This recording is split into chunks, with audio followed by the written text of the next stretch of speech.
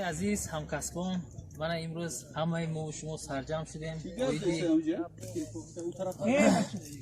اویدی بوریشی درختانی میوه دهنده خیلی که همه شما شاهد هستید یکی از عامل‌های اساسی بوریشی درختانی میوه دهنده این فراوان حاصلی و حاصلی بلند صفت میباشد و خیلی که همینجا میبینید همین درختی ما درختی یعنی 3 ساله است درخت بسیار شاخ و نوده‌های زیادتی یعنی علاقه برآورده است ما میتوانیم از شاخ و نوده‌هایی که زیادتی هست یک قسمی همین از یک حصه شاخ و نوده‌ها را ما کم کنیم من اینجا میبینید خیلی که هم قشی کلمه من نوده‌ای که در بین درخت برآمده است اینا ما آزاد میکنیم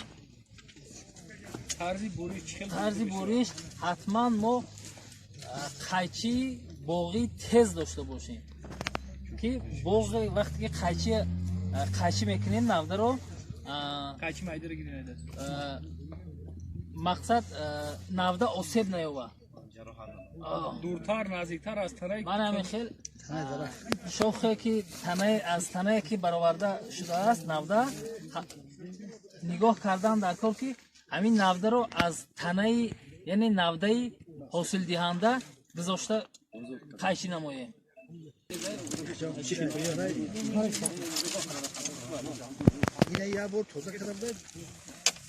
من همین شما ببینید نوده ها بسیار هستند نوده های بسیار برآوردگی هستند ما میتوانیم نوده که مقابل یکدیگر یعنی در آینده خلر میرسوند اون نوده ها رو ما قسما کم نماییم من اینجا چخیل میبینید طرز گذاشتن قیچی بوریش من همین طرز است میتوانیم قسمی تیغی قیچی رو از نوده تنه درخت گذاشته بریم تا که در پیخی که میموند در آینده این منبع برآوردن شاخ و نوده ها میگردد این یعنی قوه زیادتی درخت رو میگیرد من همین طرز ما بوریش میگذاریم یک قسمی یعنی تنه درخت رو آزاد میکنیم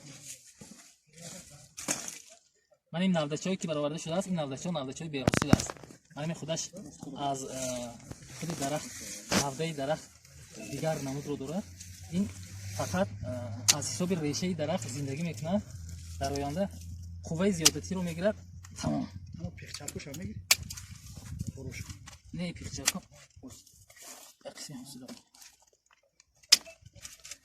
انا که در اینجا میبینید نوده هایی که برآمده است ما این نوده ها رو نیز از یعنی قسما یک حصه نوده رو میگیریم نگاه میکنیم مخچه در کدام طرف یعنی حرکت داره با نو بسته از آن که مخچه رو نگاه میکنیم به طرف گذریش تراکتور یا که کارکردی بین قطارها در آینده خلل نرساند من نمیخواد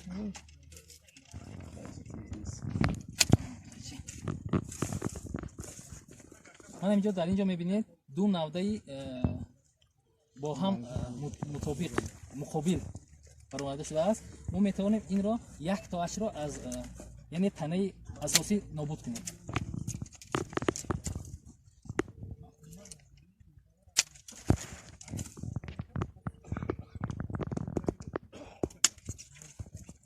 وقتی قیچی کردن بوریش درخت رو آغاز می‌نماید حرکت کردن لازم که قیچی رو به طوری کنج راست بریدن در کار نیست کمی هم باشد به طوری یعنی هم چی من این طرز بریدن که تا که در این جایی که ما بوریش میکنیم های بوریشات هست دیگه است مقصد جمع نشود بوری درخت خب استاد میگفتن که بوریش به کدام معلومات کار کردن که من حجم کلام باشم جای بوریش درخت رو ما حاضر من در مغازه ها همون چی هست صداوی مز هست صداوی همون چی هست خیلی اگر دسترس نشود من این مسئله کلاس کنم مقصد استفاده بریم از امکان دور نیست من این نوده که میبینید چقدر با این نوده که حاصل دهنده خبر میرسند ما میتوانیم این نوده رو حرکتی برآمدی مخچه این نوده رو ما به طرفی بالا دهیم در آینده این یعنی از سال آینده این با یک نوده دیگه حاصل میکنه میتواند با یک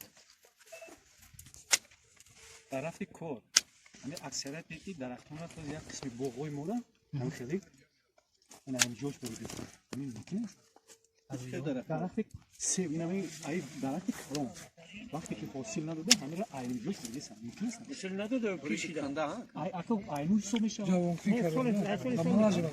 ба ин айни дар дарахти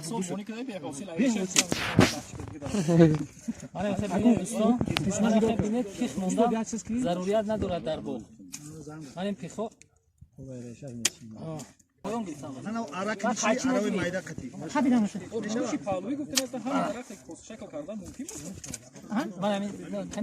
باید بگیری را؟ این این آردا جوتی شکلی دیگر بیشتر نکنی خیلی باید شوخی. باید. باید داشته. نه دیگه برای نبود. نه نمیشه. این ایراد دیگه نیست. نه من اینجا نه میگیره خاطر جان نمیگیره. جدی که نه.